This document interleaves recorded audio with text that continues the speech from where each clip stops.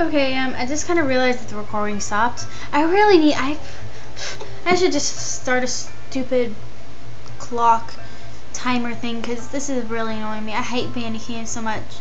It should give you like a fair warning before it like starts. I don't know. Oh fudge. I don't know. I think that'd be more fair, but basically what she said is she was just gawking. She was like liking the whole thing about that. Really, you didn't miss anything. This part isn't that important. Okay. The new magistrate. Dearest mother, if you haven't already heard the good news, my husband has been appointed by the emperor to the position of magistrate. He's taken over the office from Magistrate Park starting today, which is just tremendous for a man his age. I have no doubt that he was perfectly humble when he got the news, since he certainly has been taught. And while talking about it in front of father-in-law, in private though, it's another story. Earlier, the family held a small feast to celebrate the news, and he had the same attitude then, too. But afterwards, when everyone else had left or gone to bed, we stayed up to sit together drinking wine, and it was a whole lot more somber. He wasn't modest, but he wasn't boastful either. He was just outright insecure.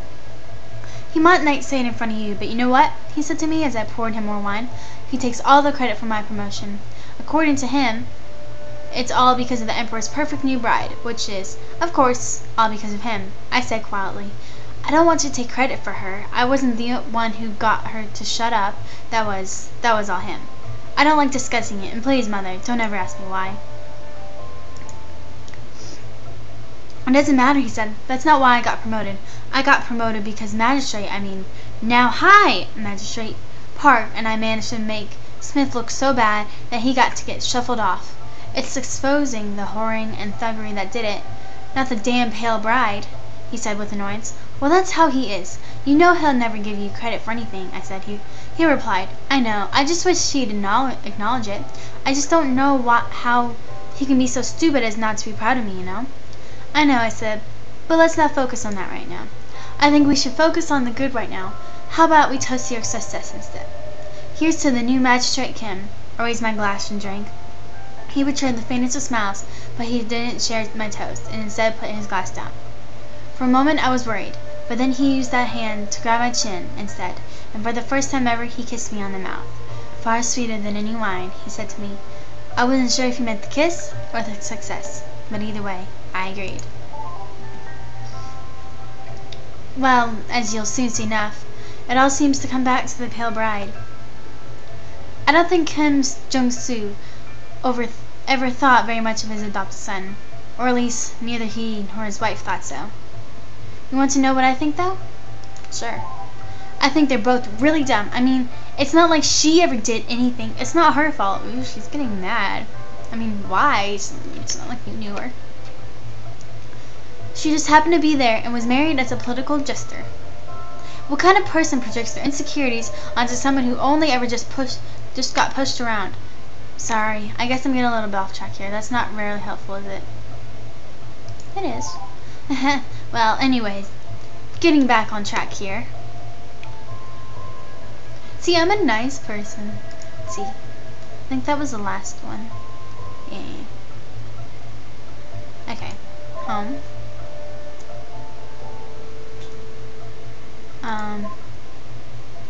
Okay. Let's go to block 4. A pack of idiots. Smith Kyung-sam. When our family falls into decline, I just want it to be perfectly clear why. It's because Dae-hoon's son are the biggest collection of idiots on the entire ship. Father says these sort of words shouldn't be written down, calling them unfileable. But I'm skeptical. I intend no disrespect to my noble ancestors, but my dead uncle is no ancestor of mine, and his family deserves no respect. This has been in my emotion for years now. It was an inevitability, even that any sons of Dae-hoon would turn out the way they did. But up until now, to anyone outside of the family, it's been well hidden. Only now it's starting to fall apart in a way that no amount of good politics can disguise. The turning point was this year. At the time I write this, I'm returning from Sang-joon's funeral. In that family, there were 3 brothers. Sang-joon, the junk. Junkie! I'm a fatty because he eats all this junk food like me. The junk. The alcoholic, whatever you want to say. Sang-kyu, the dim-witted brute. And Sang-min, who despite being the eldest, seems to have more interest in cavaching with courtesans than creating an heir. Noticeably absent from the morning proceedings was Sang-kyu. What he was doing, I do not know. Knowing him, I can only guess. The affair was made even more laughable by Sang-min and his widowed mother's insistence that Sang-jung had died of natural causes. Apparently, they had even found a doctor willing to put such nonsense on an official record. An unmarried noble managing to drink his way into the grave at only 30 years of age would be embarrassing enough. To brazenly try to hide the obvious, however, that will mark the beginning of the Smith family's fall. So here's the background, I suppose. There were two major noble families on the Mungungwa. The Kims were the big one, as I'm sure you can see. The Smiths were the other major family, but I'm afraid I can't really tell you very much about them. They were the most important family on the ship until just before the end. The High Magistrate was a Smith until the very last year even. I can give you a little bit about them for reference so you can see who the Kim men thought their big enemy was. The Smiths didn't really matter very much at the end, so I don't know much about them. I certainly never met any of them, so I'm just going to go off what I've read. Here, this should give you an idea of what I mean.